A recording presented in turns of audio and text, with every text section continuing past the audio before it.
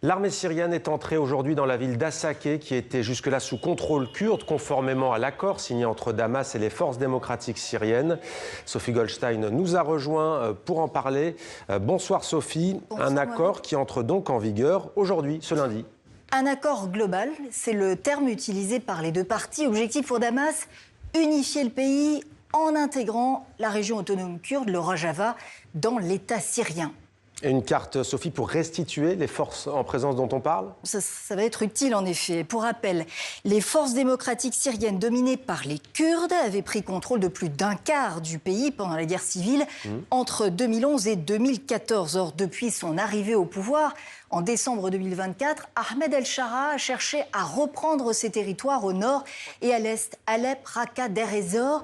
Le ralliement des combattants arabes des FDS l'a aidé.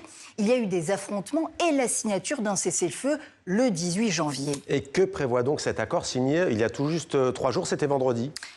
Tout d'abord, le retrait des lignes de front des troupes des deux camps, syriens et kurdes, à partir donc de ce lundi 2 février.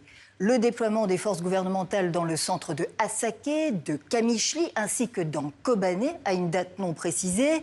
L'intégration progressive des combattants kurdes, 3 brigades sous commandement kurde vont être établies dans la région au sein d'une même division de l'armée syrienne. Et puis l'intégration administrative au sein des institutions de l'État. Alors, on comprend l'intérêt pour l'État syrien, mais que gagnent en échange les Kurdes dans cet accord ? Eh bien, une protection contre de nouveaux massacres, explique cette commandante kurde. Elle admet cependant un certain mécontentement chez une partie de ses compatriotes, car si la perspective de stabilité est fêtée ici à Kamishli, c'était hier dimanche, experts et chercheurs kurdes soulignent un flou dans la décentralisation administrative et sécuritaire annoncée. Les Kurdes obtiennent des droits en tant que minorité ethnique. Ils sont environ 2 millions en Syrie, 10% de la population. Droits culturels et linguistiques, notamment la langue kurde, déclarée langue officielle aux côtés de l'arabe. Mais c'est surtout cet accord, la fin de l'autonomie dont ils jouissaient au sein du Rojava, enclave sous protection américaine pendant la guerre civile.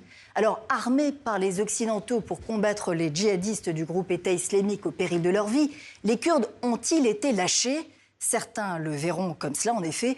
Washington salue un accord historique, tout comme Paris, qui félicite les deux parties. La France assure qu'elle appuiera pleinement sa mise en œuvre. Merci beaucoup, Sophie